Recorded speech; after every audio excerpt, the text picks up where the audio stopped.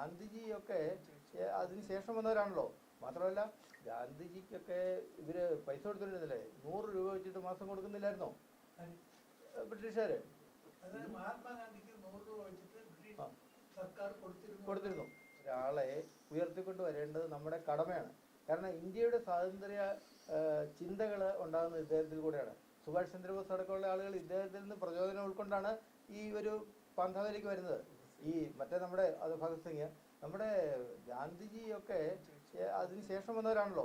മാത്രമല്ല ഗാന്ധിജിക്കൊക്കെ ഇവര് പൈസ കൊടുത്തിരുന്നില്ലേ? 100 രൂപ വെച്ചിട്ട് മാസം കൊടുക്കുന്നില്ലായിരുന്നോ ബ്രിട്ടീഷുകാര്? മഹാത്മാഗാന്ധിക്ക് 100 രൂപ വെച്ചിട്ട് ബ്രിട്ടീഷ് സർക്കാർ കൊടുത്തിരുന്നു. അത് നമ്മുടെ വായിച്ച അറിവാണ്. അല്ല അതിനകത്ത് ആധികാരികത വായിച്ചുള്ള അറിവില്ല മോനെ നമുക്കൊക്കെ ഉള്ളൂ. അല്ലാതെ എന്താ അല്ലല്ല, അതിന് എനിക്ക് ഉത്തരവാദിത്തമുണ്ട്. ഞാൻ വായിച്ചിട്ടുണ്ട്, അതെനിക്ക് ഉത്തരവാദിത്തമുണ്ട്. പിന്നെ വേറെ കാര്യം, ഇതിനകത്ത് ഈ തരൂര് തന്നെ പറഞ്ഞിട്ടുണ്ടല്ലോ, അദ്ദേഹം പാകിസ്ഥാന് പൈസ കൊടുക്കുന്നതിന് വേണ്ടിയിട്ട് ഇവിടെ നിരാഹാരം കിടന്നെന്ന്.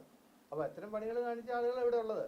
അപ്പോൾ സ്വാതന്ത്ര്യ സമരത്തെ ഒരു ബ്രിട്ടീഷുകാർക്ക് കുറച്ച് ഈസി ആയിട്ട് ഇവിടുന്ന് രക്ഷപ്പെട്ടു പോകാനൊരു അവസരം ഉണ്ടാക്കി കൊടുക്കുന്നതിന് വേണ്ടിയിട്ട് ബ്രിട്ടീഷുകാർ ക്രമീകരിച്ച ചില സംവിധാനങ്ങളായിരുന്നു അതൊക്കെ.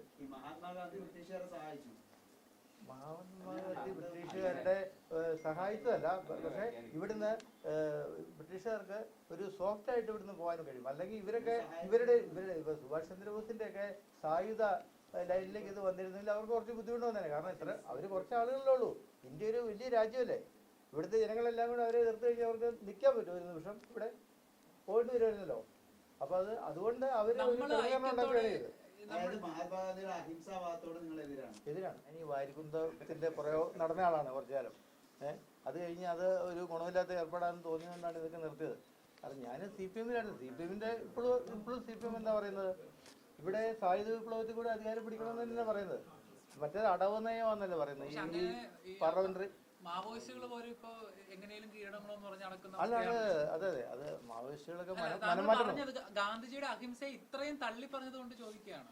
അഹിംസാവാദം കൊണ്ടുണ്ടായ ഒരു കുഴപ്പം എവിടെ വെച്ചാൽ നേരത്തെ കിട്ടാവുന്ന ഒരു സാധനം വെറുതെ താമസിപ്പിച്ചു. അല്ല ഇതിന് മുമ്പേ കിട്ടിയാലേ ഈ 47 വരെ നിൽക്കേണ്ട കാര്യം ഉണ്ടായിരുന്നില്ല. ഇവിടെ ഈ ആലകളിലൊക്കെ തോക്കൊക്കെ ഉണ്ടാക്കാൻ ബ്രിട്ടീഷുകാർ അങ്ങനെയൊന്നും, അതായത് എല്ലാവരും ആയുധം എടുത്ത് പോരാടിയിരുന്നെങ്കിൽ ഇന്ത്യയുടെ സ്വാതന്ത്ര്യം 1947 മുമ്പ് കിട്ടിയേനെ. തീർച്ചയായിട്ടും കിട്ടിയേനെ. കാരണം ഇത് നമ്മുടെ രാജ്യത്തെ വേറൊരു രാജ്യത്തെ ആളുകൾ വന്ന് അടിച്ചമർത്തിയപ്പോൾ നമുക്കൊരു അഭിമാനം വേണ്ടേ? അഭിമാന ബോധം ഉള്ളവരായിരിക്കണ്ടേ? അതല്ലേ നമ്മൾ ചെയ്യേണ്ടത്. അല്ലാതെ അവരോട് ഇവിടെ ഉപ്പ് സത്യാഗ്രഹം നടത്തുക.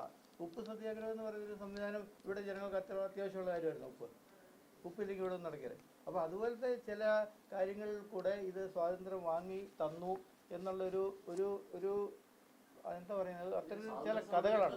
സുഭാഷ് ചന്ദ്രബോസിന് തീവ്ര ചിന്താഗതിയോടുകൂടി വർക്ക് ചെയ്തെന്നുള്ളതും ഗാന്ധിയുടെ കൂടെ ഒരു അഡ്ജസ്റ്റ്മെന്റ് സന്നാഹത്തിൽ കൂടെ പോയി എന്നുള്ളത് പരക്കെ അറിയാവുന്ന കാര്യമല്ലേ. ബ്രിട്ടീഷുകാരോട് മഹാത്മാജി അഡ്ജസ്റ്റ് ചെയ്തു, അല്ലേ? അതായത് ഒരു വലിയ സെന്റൻസിൽ പറയുന്നതിന്റെ ചുരുക്കം അതല്ല. അല്ല, ഈ മഹാത്മാഗാന്ധി രാഷ്ട്രപിതാവ് ബ്രിട്ടീഷുകാരോട് അഡ്ജസ്റ്റ് ചെയ്തതല്ലേ പറയുന്നത്? രാഷ്ട്രപിതാവ് അല്ല മോനെ, രാഷ്ട്രപിതാവ് പിന്നെ സുഭാഷ് ചന്ദ്രബോസിനെ പോലുള്ള ആളുകൾ അന്ന് ഈ പറഞ്ഞ പോലെ കുറച്ചുകൂടെ തീവ്ര ചിന്താഗതിയോടുകൂടി അവരോട് തോക്കടത് അല്ലെങ്കിൽ സായുധ സമരം തന്നെ വേണം എന്ന് തീരുമാനിച്ചിട്ട് സ്വന്തമായി ഒരു സേന തന്നെ ഉണ്ടാക്കിയ ആളാണ് സുഭാഷ് ചന്ദ്രബോസ്. അപ്പൊ അത്തരം ആളുകളുടെ നിലപാടുകളെയും കൂടെ നമുക്ക് ഇതിന്റെ കൂടെ അംഗീകരിക്കപ്പെടേണ്ടത്. പിന്നെ പൊതുവെ ഞാൻ ഗാന്ധിയേക്കാൾ ഏറെ ഞാൻ ആരാധിക്കുന്നത് സവർക്കറേയും സുഭാഷ് ചന്ദ്രബോസിനെയൊക്കെ തന്നെയാണ്. അത് എൻ്റെ ഒരു അവകാശം കൂടെ അല്ലേ?